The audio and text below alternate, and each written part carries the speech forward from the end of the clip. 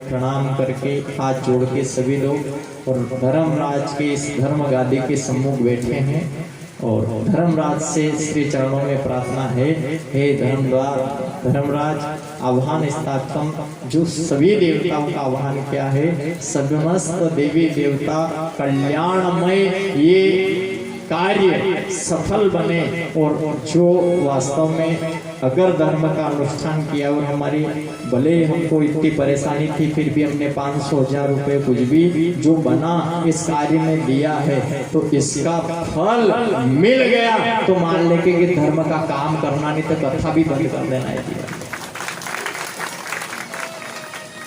जिस चीज का अगर फल नहीं मिले तो वो गोली क्यों खाए, वो इंजेक्शन क्यों लगवाए, वो बाटल क्यों चढ़ाए, असर ही नहीं कर रही तो क्या क्या फायदा क्या है उससे।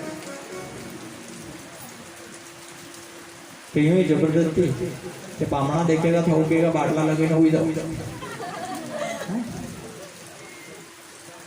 ऐसा तो कभी नहीं होता है। कार्तिकेय की कथा सुनिएगा, कल पार्वती विवाह गए और वो कथा का कुछ ऐसा रह गया है, पर वो ठीक है, सती का और शिव जी की कथा का नहीं हो गया जो भी अपना होना था। लेकिन अब जो शिव पार्वती का विवाह हुआ तो विवाह होने का सबसे बड़ा कारण ये रहा, आप सब जानते हो कि कामदेव भस्म हो गया था। ये देवताओं ने कहा शिव जी को जगाओ नहीं तो वज्रांग का पुत्र तारकासुर, इसको वरदान है। किसका वरदान है बोलो, किसका? इसको ब्रह्म देवता का वरदान है। न तो ये ब्रह्मा मार सकते हैं, न विष्णु, न महादेव, देवता कोई इसको मार नहीं सकता। इसको कोई मार सकता है तो वो शिवजी के अंश द्वारा जो पुत्र उत्पन्न होगा वो तारकासुर को मार सकता है। तो संत जनों आप ध्यान देना कि महादेव पार्वती का विवाह, और विवाह में आप सब जानते हो कि संसार जगत में विवाह एक उत्सव है। क्या है? विवाह उत्सव जो होता है तो खुशी रहती है ईमानदारी से कि नहीं रहती? रहती है। पर खुशी के दिन बहुत सारे लोग रोते हैं, ये भी देखा होगा। बैंड बजा, मेहमान आए, कहाँ नाचना हो रहा है, कहीं आनंद ही आनंद है। मेहमानदारी, लोग 10-10 घर पे बुला रहे हैं, चाय पिला रहे हैं, वो वहाँ के मेहमान है, वो वहाँ के मेहमान है, हंसी हो रही है, आनंद हो रहा है। और इतना भव्य अच्छा काम होते हुए एक क्षण ऐसा आता है जो सब फिर रो पड़ते हैं। कौन सा क्षण है? बेटी की बोलो, कौन सा क्षण आता है? हंसी, रोना, क्रोध, शांति, ये 4 प्रतीक है वेद में। कितने? हंसी आएगी या रोना आ जाएगा, या तो भयंकर क्रोध आएगा या बिल्कुल शीतलता शांति आ जाएगी। तो जिस घर में, ध्यान देना, वेद में चारों चीजें, पर जिस घर में हंसी है, जिस घर में शांति है, वो घर स्वर्ग नरक नहीं है, वो घर वैकुंठ है, ऐसा वेद में कहा है। जिस घर में हंसी है, जिस घर में हंसकर सभी रहते हैं और जिस घर में शांति बनी रहती है। बेटी की विदाई में आंखों में देखो यहाँ उत्साह था, हंसी थी, सब आनंद था, पर एक क्षण तो इसमें भी ऐसा आया कि सब रो पड़े। भले वो कैसी भी बेटी हो, कैसा ही पिता हो, कैसी माँ हो, कैसी बहनें हो, कैसे रिश्तेदार हो, पर उस दिन उसकी सखियां होती है उनकी आंखों में भी। देखो जो चीज अपन बचपन से जो चीज अपने में रहती है और छोड़ के जाना जो होता है तो उसमें लाख अपन, अच्छा उस समय में कोई से कह दो साहब के अरे क्या है अभी तो बैंड बज रहा था और बैंड अभी भी, अब तो ठीक है बैंड वाला तो उसके चला जाएगा, फेरे हुए न कोई बैंड वाला कह दे कि हाँ यहाँ फेरा ब्याह छोरी की विदाई वीरी जरूर तो बज यहाँ बैंड बजा रहा, देख लेना कौन पागल ऐसा बैंड बजाएगा, बजाएगा किसी को कि सब छोरी की विदाई वीरी बजाओ और बैंड बजाओ। जिसके लिए बैंड बुलाया था, किसके लिए, उस कन्या के लिए, उस बेटी के लिए बैंड बुलाया, और उस बेटी की विदाई से पहले वो बैंड वाला अपना ताम दाम भरी और वो सोच लेगा कि अब जाना में होशियार है, नहीं तो के साइड में देने ऊपर ही है, अबे कुछ डंग को भी मत हो दे बैंड वाला। बेटी का जो विदाई स्वरूप है संतों, तो उस दिन बेटी को एक एक क्षण जो पिता के यहाँ बिताया हुआ है वो एक एक क्षण याद आता है। अच्छा आपको बताए कि बेटी ज्यादा प्रेम किससे रखती है, पिता से रखती है कि माँ से रखती है? माता इतनी बेटी हो, आपके प्रति आपकी बेटी ज्यादा प्रेम रखती है कि पिताजी से ज्यादा रखती है? सत्य बताएं आपको तो बेटी सबसे ज्यादा अगर किसी के प्रति उसका जीव रहता है तो वो पिता होता है, और बेटा अगर कोई प्रेम रखता है तो वो अपनी माँ से रखता है, और उस माँ को भी अगर कोई प्यारा है तो वो बेटा है, बेटी नहीं। पिता कब भूखे हैं, पिता के कपड़े कहाँ कौन से देना है, पहनना है, क्या हाल है उसके, ये बेटा ध्यान नहीं रखता, ये बेटी सबसे ज्यादा ध्यान रखती है। आप कह देना छोरे से तो कह देगा वो खेलने भी भाग जाएगा, वो कह देगा वो आवाज दे देगा, पर बेटी यूं नहीं कहेगी वो पिताजी वो भैया दे देगा, वो खुद कहीं से भी ढूंढ के निकाल लेगी अपने पिता के लिए कि ये है। एक बेटी की विदाई के लिए एक पिता को देखो, शादी हुए 1 महीना भी हो जाए पिता नहाता भी नहीं, सूद नहीं रहती, भले रोज पूजा पाठ करने वाला, रोज नहाने वाला, अगर उसके घर में बेटी की शादी हो, आप देख लेना ईमानदारी से, और सूरत लोग देखेंगे तो अरे यार कई हालत करें मिले, क्या हालत कई करें मेरी, पत्रिका रही ऊ रियो गोड़ी रही बाजा रिया और काम वहाँ को रियो रसोईया का ये रिया अत्रोड़ सामान लानो रियो बंदोई ने ये चीजें लिखी जो वहाँ बुकिंग करेंगे आनी, दुनिया भर की समस्या है। और ये हाल कौन जान सकती है, बेटी जान सकती है। तो भले उसकी मेहंदी लगी है, वो तो पिताजी से आके कहेगी पिताजी, और पकड़ के बिठा देगी, पिताजी आप कपड़ा उतारो, पहले आपका कपड़ा तो ये दूसरा कपड़ा पहनो फिर आप जाओ। और कोई इतना ध्यान नहीं रख सकता पिता का जितना बेटी रख सकती है। अच्छा पिता कैसा भी हो पर उसके अंदर शक्ति आती है, किसकी आप देख लेना, जिसके घर शादी हो उसके अंदर ऑटोमेटिक शक्ति रहेगी, भले वो ऐसा है कि ये व्यक्ति ज्यादा काम नहीं कर सकता, पर उस बेटी की अगर विदाई करना है तो उस पिता के अंदर ऑटोमेटिक शक्ति प्रदान करता है देवाधिदेव महादेव। कौन करता है? महादेव। उस पिता के अंदर एक शक्ति, देखो बेटी 3 स्वरूप कहा है वेद में, एक तो शक्ति, एक लक्ष्मी, एक खुशियां, 3 चीज बेटी के साथ रहती है, और ये तीनों चीज बेटी के साथ चली जाती है। इस चीज को नोट कर लेना, बेटी के साथ में लक्ष्मी बेटी के साथ में रहती है, शक्ति जो है शक्ति बेटी के साथ रहती है, खुशियां बेटी के साथ रहती है। आप शक्ति देखो, एक पिता 1 महीने से दौड़ रहा है लेकिन 1 मिनट के लिए भी नहीं थकता है।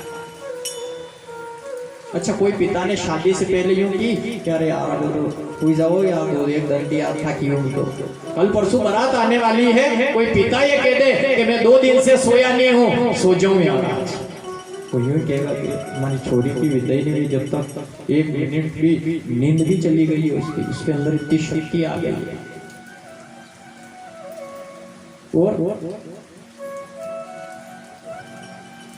लक्ष्मी गरीब है, पैसा नहीं है, कुछ भी नहीं है, हालात ऐसे 10 रुपए जेब में नहीं, पर बेटी की अगर शादी आ गई तो ईमानदारी से कहना कौन ऐसा पिता है कि उसके घर की बेटी की लक्ष्मी की वो डोली नहीं उठे, उसकी शादी भगवान कैसे भी करवा दे, लक्ष्मी आ जाएगी उसके पास में पैसे। मैं कह रहा हूं कि दोनों जेब में पैसे पड़े रहेंगे उसके, कैसे भी भगवान कहीं से भी दिलाओ, पर उसके कमी पैसे की नहीं आए। और एक चीज और आप देख लो, खुशियां, जिस घर में बेटी की शादी है उस घर में आनंद ही आनंद और खुशियां ही खुशियां रहती है। पर अब ये तीनों चीज कब चली जाती है आप जानते हो? देखो पहली बात पे आ जाओ आप वापस से कि बेटी के लिए जो एक प्रकार के, एक तो लक्ष्मी मन है, एक खुशी है और एक शक्ति है। बेटी की विदाई हुई और पिताजी से अगर कोई टेंट वाला भी कह दे साहब, कोई कोने में पड़ जाएगा और कह देगा कि भाई अभी टेंट लगे शक्ति नहीं, बर्तन वर्तन मेल दी, जो हमारी हिम्मती बोली जो 3 साल हुआ,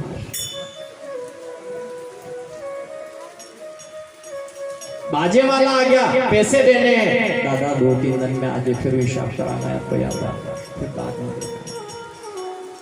3 दिन बाद हिसाब कराना। अभी खुशियां मनाई जा रही थी, लड्डू बांट रहे थे और जिमा रहे थे, और खुद पिताजी उस संगत में चल चल के सबको जिमाया और आनंद से जिमाया है, लेकिन वो पिता स्वयं हो सकता है तो भूखा ही रह गया होगा, और अब न तो उसको भूख लग रही ना प्यास लग रही है, उसको केवल और केवल उसकी शक्ति भी चली गई, लक्ष्मी भी चली गई और खुशियां भी बेटी के साथ में चली गई। और कहते हैं संतों, जिस बेटी की विदाई होती है तो सबसे ज्यादा आंसू किसके आते हैं?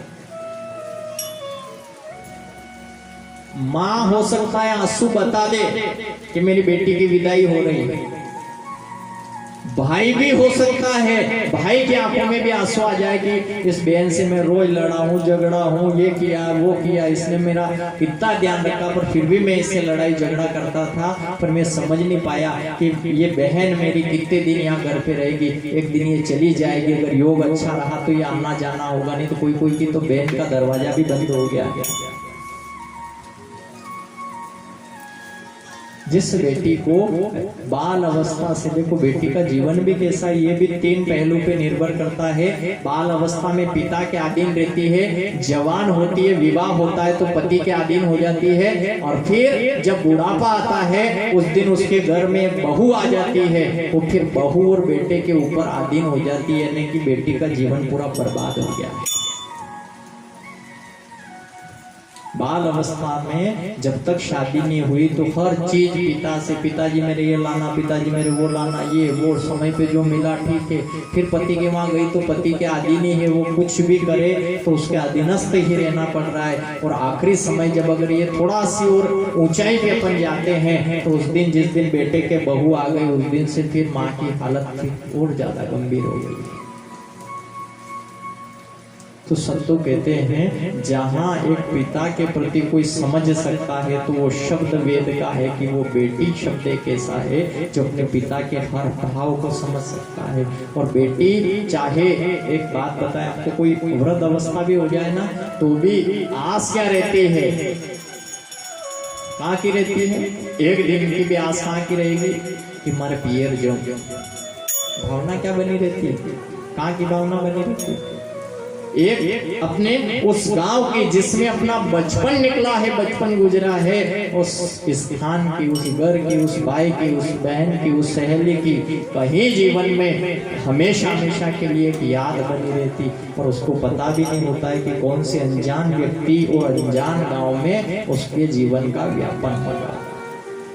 एक पिता है, उस पिता को जब बेटी ने देखा तो उस दिन माँ की आंखों में आंसू, भाई की आंखों में आंसू, सहेलियों की आंखों में आंसू, लेकिन एक व्यक्ति ऐसा होता है जो रोता तो सबसे ज्यादा है पर उसके आंसू किसी को दिखते नहीं। कौन है वो? कौन है जानते हैं? एक पिता। वो पिता शब्द, और वो पिता है जो अपनी बेटी की विदाई में सबसे ज्यादा रोता है, पर किसी से बता भी नहीं सकता। और उस समय भले मेहमान भी हो तो मेहमानों के पास भी नहीं रहेगा। छोरी की विदाई हुई और वो एक कोने में जाके पड़ जाएगा। बेटी की विदाई के समय अगर बेटी झांक के अगर किसी की सूरत देखना चाहती है तो आप विश्वास ये लिख लेना, आप वो माँ को नहीं देखेगी, बहन भाई को नहीं देखेगी। अगर वो देखना चाहती है तो खाली एक सूरत अपने पिता की देखना चाहती है। केवल वो एक सूरत होती है किसकी? अपने पिता की। वो अपने एक पिता की सूरत देखना चाहती है कि एक झलक। वो कोई घर कौन देख रही कि मेरा इतना बड़ा घर है, ये है, वो खाली वो देख रही कि मेरे पिताजी कहीं झांक के देख रहे हो, मैं जाते हुए उसकी एक बार फिर सूरत देख रही उड़ जाती है ना। तो उस समय अपने भाई के लिए, अपनी माँ के लिए, अपने पिता के लिए एक शब्द हाथ जोड़ के सबसे अनुरोध करके जब जरूर जाती है। अच्छा, बेटी का आंगन जो होता है वो जब छूटता है तो उस समय देखो बहुत सारी माताएं इकट्ठी हो जाएगी और बेटी की विदाई हो रही तो सब उसको चारों तरफ से घेर लेगी। पर एक बेटी ने भी अपनी माँ से कहा है कि हे माँ, मैं बेटिया, मैं बेटिया तेरे आंगन की,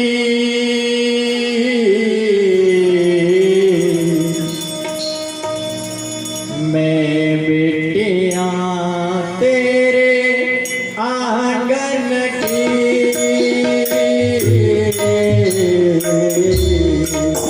बेटिया तेरे आंगन की, मेरी बेटिया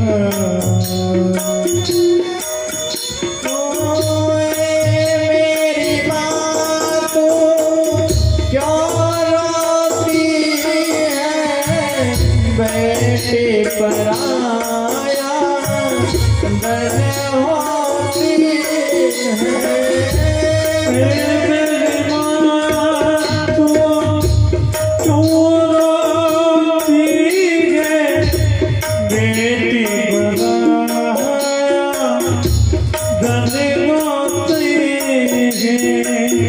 याद आए तेरे, याद आए मैया, याद आए तेरे लाडन की, मैं बेटिया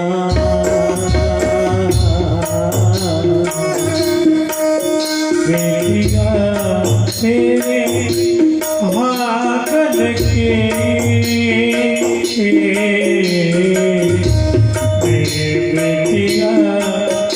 जब माँ से गले मिली और माँ से कहा, मैया तो जानती है बेटी सदा सदा के लिए अपना तत्व नहीं होती, बेटी तो पराया धन है।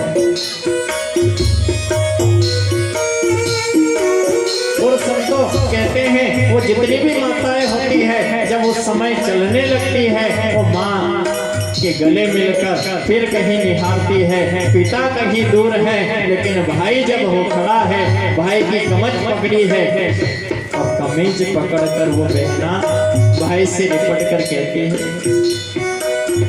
ए मेरे भाई तेरी हो बहना, लाज बचाना मोरी बन के गरैया, ए मेरे भाई तेरी बहना, लाज बचाना मोरी बन के गरैया, याद जो आए तुझको, याद जो आए तुझको, याद जो आए रक्षा बंधन की,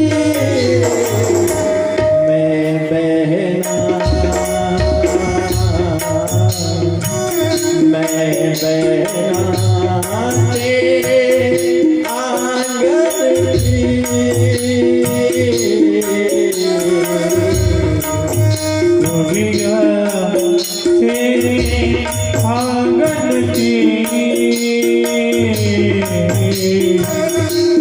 बेटी। और संतों कहते हैं सबसे बड़ा प्रेम जो एक बेटी अपने पिता से रखती है, उस पिता के चरणों में प्रणाम करके और अपनी मैया से कहती है माँ। एक बेटी अपने पिता के गले लगती है तो समझ लो वो पिता अपने चाहे वो जिंदगी में कैसा ही किसी भी प्रकार से कभी जिंदगी में उसका जो एक अंतःकरण का भाव है कि एक बहुत कठोर है, लेकिन एक बेटी के लिए वो भी सदा सदा के लिए एक करुण रूप से पानी हो जाता है संतों, और उसकी आंखों में भी अश्रुधारा बह आती है। जब एक बेटी आखिरी समय जिसको इतने लाड़ प्यार से बड़ा किया और उसकी अगर विदाई हो रही है, उस समय वो पिता की आंखों में आंसू देखकर वो बेटी अपनी माँ से कहती है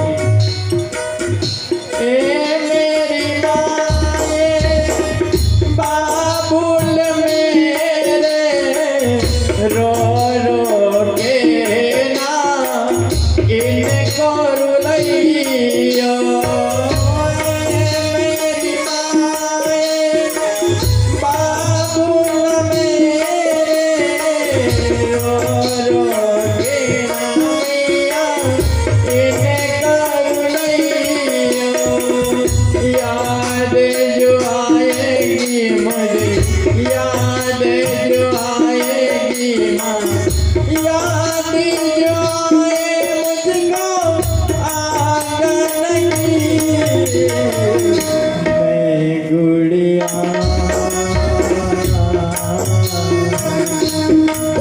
गुड़िया। विदाई का समय हुआ संतों, और जैसे ही पार्वती चली है, देवाती देव महादेव की सुनैना की आंखों में आंसू है और उधर हिमाचल की आंखों में आंसू है। और संतों कहते हैं वहाँ जो भाई रूप में अनेक पर्वत पहाड़ आके खड़े हैं, सबकी आंखों में आंसू है, नदियों की आंखों में आंसू बह रहा है। और जैसे विदाई हुई है, मैया पार्वती कहती है चले है कारी मेरी डोली उठा के, करे तो ताई मैया शगुन गीत गा के। चले है कारी मेरी डोली उठा के, करे तो विदाई मैया शगुन गीत गा के। याद जो आएगी, याद जो आएगी, याद जो आएगी तुम सबकी बेटिया।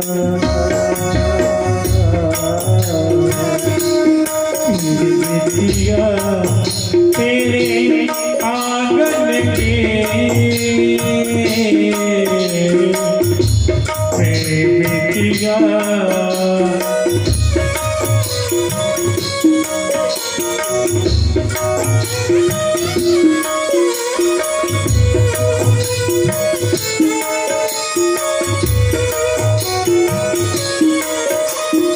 हरे हरे सदा श्री भोलेनाथ की जय, श्री देवनारायण भगवान की जय।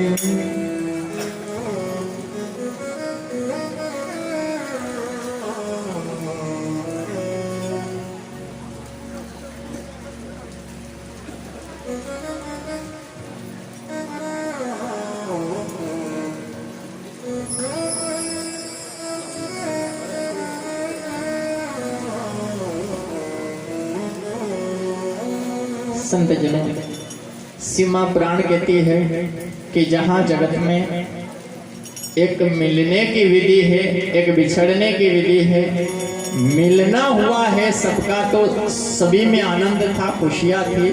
और जिस समय बिछड़ना हुआ उसी समय बैंड बाजे टेंट दुनिया में जितने लोग हंस हंस के जो सारा कार्य किया, उस सब एक क्षण में ही अपना सब कुछ खोल खाल के सब अपने अपने घर की विदाई की ओर चल पड़े।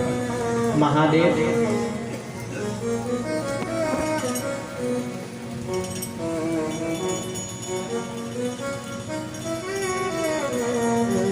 श्री गणपति जी महाराज की, श्री कार्तिकेय महाराज की।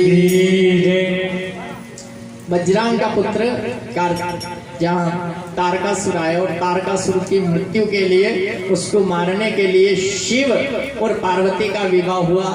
विदाई से हिमाचल के यहाँ से जैसे अपने कैलाश पर पहुंचे हैं संतों, तो कैलाश पे पहुंच के शिमा पुराण कहती है कहीं वर्ष बीत गए लेकिन संतान नहीं हुई। कल आपसे कहा था कि पार्वती की संतान नहीं हुई, कहा था ना, याद तो सबको होगा। अब ये बात नहीं हो रही होगी आप पे कि अभी बन्नी ने आया तो कार्तिक अभी पार्वती को छोड़ो तो रहेगा। शिमा पुराण कहती है संतों, जहां दोनों का विवाह हुआ है, आए हैं मंगलमय छवि में, कहते हैं सहस्त्र वर्ष बीते लेकिन फिर भी संतान नहीं हुई। देवता घबरा गए, सभी देवी देवता जहां शिव पार्वती रमण कर रहे थे वहां बाहर आए, और आए तो शिव जी को पता लगा कि कोई देवी देवता अपनों से मिलने आए। उस समय पार्वती शिव दोनों ही विहार में थे। शिव जी जैसे दरवाजे के पास में आए, देखा देवताओं की ओर, देवता सभी खड़े थे, उनको सभी देवी देवताओं ने महादेव के चरणों में प्रणाम किया। और शिव उस समय कामवश थे। क्या था? शिव पुराण कहती है काम में जहां उनका जो रतियुक्त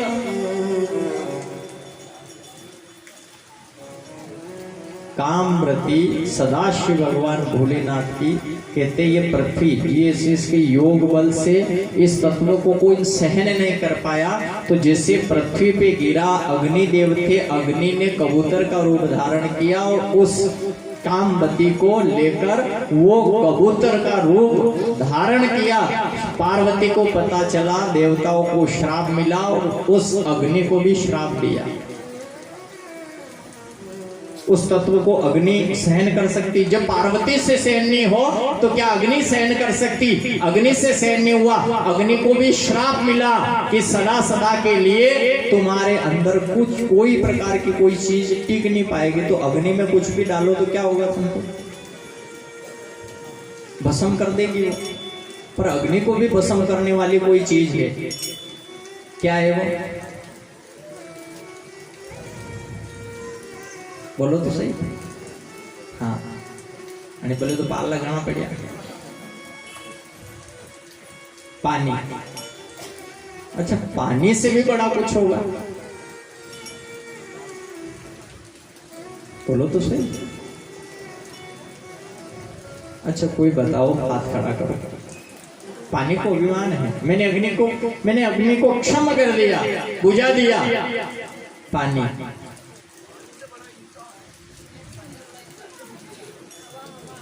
बोलो क्या आगे बढ़े? बात में खत्म करना होगा कि जरूरत भी कोई नहीं।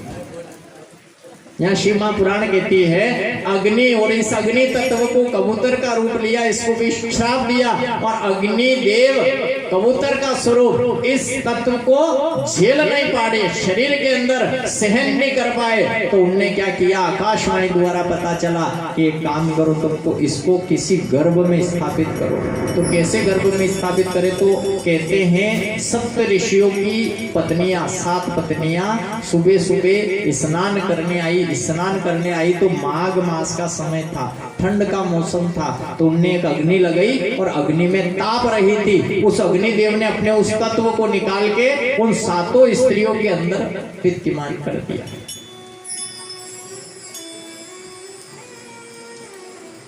पर संतों कहते हैं सप्त ऋषियों में एक ऋषि पत्नी जो अपनी साधना को जानती थी, वो तत्व वहां तक नहीं पहुंच पाया। तो ये 6 ऋषियों की पत्नी में ये तत्व पहुंचा, और संतों कहते हैं ये 6 भी इसको ग्रहण नहीं कर पाई, इसको सहन नहीं कर पाई अपने उदर में। तो ये सप्त ऋषियों के वहां पहुंची, उनको पता चला, उन सबने उनका त्याग कर दिया, हिमालय पे गई और वहां जाके घोर तपस्या करी। उस समय